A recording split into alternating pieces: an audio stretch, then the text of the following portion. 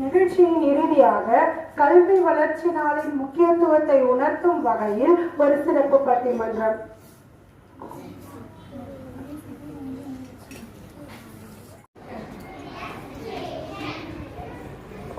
சொல்லில் உயர்வு தமிழ் சொல்லே, அதை தொழுது பற்றி பாப்பா என்று பாரதியின் சொல்லி கேட்ட தாய்மொழியாம் தமிழ் மொழிக்கு என் முதற்கண் வணக்கங்கள். அனைவருக்கும் வணக்கம். இன்றைய பட்டிமன்றத்தில் கல்வி செல்வம் சிறந்ததா அல்லது பொருள் செல்வம் சிறந்ததா என காண இருக்கின்றோம். கல்வி செல்வமே சிறந்த ஒரு தரப்பினரும் பொருள் செல்வமே சிறந்த மற்றொரு தரப்பினரும் பேச வந்துள்ளனர். முதலில் கோஷிகா கிரண் அவர்களை அழைக்கின்றோம். அனைவருக்கும் வணக்கம். நான் கல்வி செல்வம் தான் சிறந்தது என்று பேச வந்துள்ளேன். நடுவர் அவர்கள், கல்வி என்பது மிகப்பெரிய சொத்தாகும். கல்வி நம் நாட்டிற்கும் சமூகத்திற்கும் பயன்படும் வகையில் நாம் சேவையாற்ற வேண்டும். நம் அறிவை வளர்ப்பது கல்வியே ஆகும். செல்வத்துள் சிறந்த செல்வம் கல்வி செல்வமாகும். கற்றவருக்கு சென்ற இடமெல்லாம் சிறப்பு. கல்வி கண் போன்றது. கல்வியை யாரும் அழிக்கவும் முடியாது, கவர்ந்து செல்லவும் இயலாது. மக்களிடம் அறியாமை இருள் நீக்கி அறிவை ஒளி பெற செய்வது கல்வி. கல்வியையே நாம் இளமையிலேயே தெரிவது சிறந்த வழி. நடுவர் அவர்களே, இளமையில் கல்வி சிலையில் எழுத்து என்ற முதுமொழியை நாம் அறிவோம். எனவே கல்வி செல்வம் தான் சிறந்தது என்று கூறி விடைபெறுகிறேன். நன்றி, வணக்கம். அடுத்ததாக எம்எஸ்டி அவர்களை அழைக்கின்றோம். நடுவருக்கும் அனைவருக்கும் எனது வணக்கம். நான் இப்பொழுது பேச போகிற தலைப்பு பொருள் செல்வம். நடுவர் அவர்களே, திருவள்ளுவர் கூட பொருள் இல்லாருக்கு இவ்வுலகம் இல்லை என்று கூறியிருக்கிறார். பொருள் செல்வம் இல்லை என்றால் நம் அன்றாட தேவைகளை கூட நிறைவேற்றிக் கொள்ள இயலாது. வாழ்க்கையை நடத்துவதற்கும் ஏன் கல்வி கற்றுவதற்கும் பணம் வேண்டும் அல்லவா? பணம் பத்தும் செய்யும் என்பது பழமொழி. கல்வி கற்றவரும் பணம் படித்தவர்களின் தயவுதான் வர வேண்டியுள்ளது. என்ன நடுவர்கள் கூறிய உண்மைதானே? ஆமாம் ஆமாம். ஆகவே பொருள் செல்வம் தான் சிறந்தது என்று கூறி விடைபெறுகிறேன். நன்றி.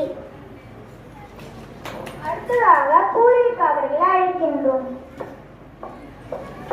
இங்கே கூடியிருக்கும் அனைவருக்கும் என்னுடைய வணக்கங்கள். நான் கல்வி செல்வம் தான் சிறந்தது என்று பேச வந்துள்ளேன். உலகத்தில் இரண்டு வகையான செல்வங்கள் உள்ளன. ஒன்று எல்லோரும் மதிக்கின்ற கல்வி செல்வம், மற்றொன்று பொருள் செல்வம். செல்வங்களில் சிறந்தது கல்வி செல்வம். பிற செல்வங்கள் நமக்கு தேவைதான், ஆனால் அவற்றால் நமக்கு பயனில்லை. பிற செல்வங்களை நாம் தேடவும் நல்வழி பயன்படுத்தவும் நமக்கு கல்வியே உதவுகிறது.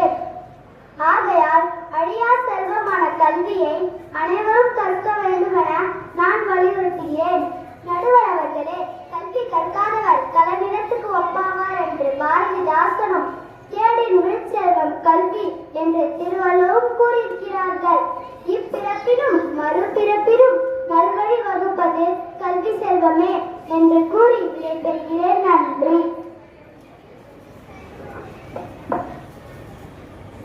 அடுத்ததாக ஸ்ரீமதி அவர்களை அழைக்கின்றோம்.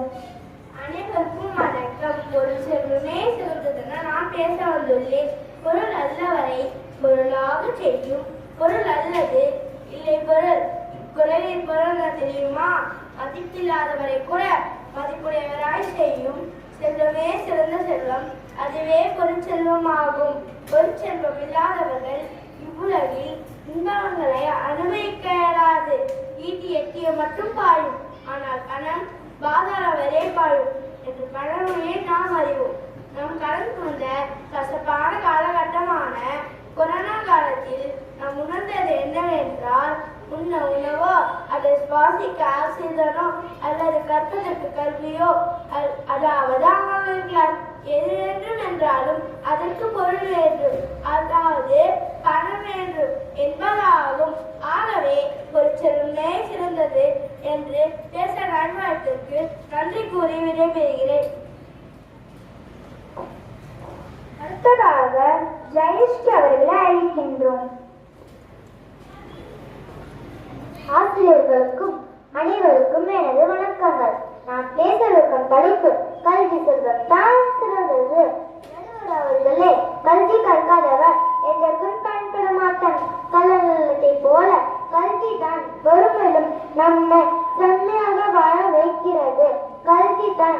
நமது அறிவை வளர்த்து நம்மை நல்வழிப்படுத்துகிறது. பெருந்தலைவர் காமராஜரே கல்வியால் தான் நம் நாட்டை முன்னேற்ற முடியும் என்றெண்ணி கிராமங்கள் தோறும் பல கல்வி சாலைகளை அமைத்தார். அதனால் தான் அவரை கல்வி கற்றிருந்த காமராஜர் என்று அனைவரும் புகழ்கிறோம். திருவள்ளுவரும் படிக்காதவரை விலங்கோடு மக்கள் அணையல் என்றும் மன்னரும் மாசர கற்றோரும் சீர்தூக்கில் மன்னரை காட்டிலும் கற்றோன் சிறப்புடையவர் என்றார் அவ்வை.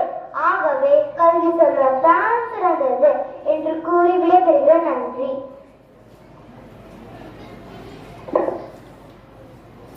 இறுதியாக ஆஷ்மி அவர்களை அழைக்கின்றோம்.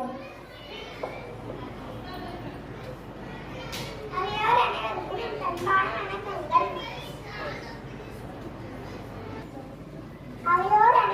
என் பண்பான வணக்கங்கள்.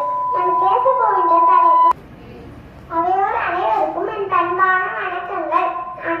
போகின்ற தலைப்பு பொற்செல்வமே சிறந்தது. இவ்வுலகின் அனைத்து செயல்பாடுகளின் சிறப்பினை கூறும் வள்ளுவர் கூட பொருளில்லாது இவ்வுலகம் இல்லை என்று கூறுகின்றனர். அது மட்டுமா, படித்தவர்கள் கூட உண்மைகளை படிக்க படம் தானே தேவைப்படுகிறது. நடுவர் அவர்களே, முக்கியமான ஒரு பயனுள்ள சொல்கிறேன் கேளுங்கள்.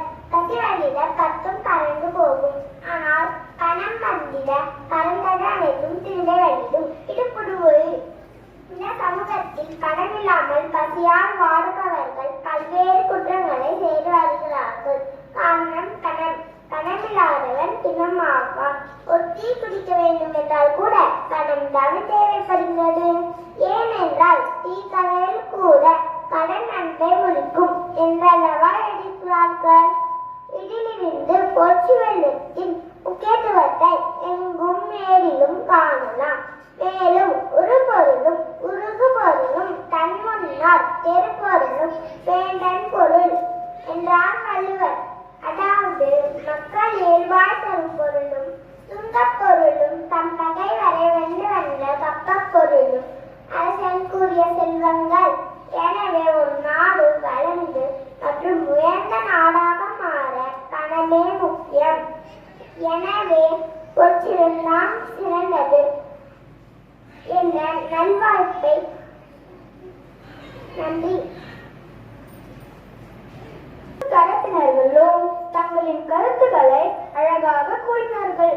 ஒரு மனிதனுக்கு கல்வி செல்வம் இல்லாமல் வேலை இல்லை, வேலை இல்லாமல் பணம் இல்லை, பணம் இருந்தால்தான் நம் அடிப்படை தேவைகளை கூட நிறைவேற்றிக்க முடியும். ஆகவே மனிதர்களுக்கு இரு விழிகள் எப்படி முக்கியமோ அதுபோல கல்வி செல்வமும் பொருட்செல்வமும் முக்கியம் என்று கூறி விடைபெறுகிறேன். நன்றி, வணக்கம்.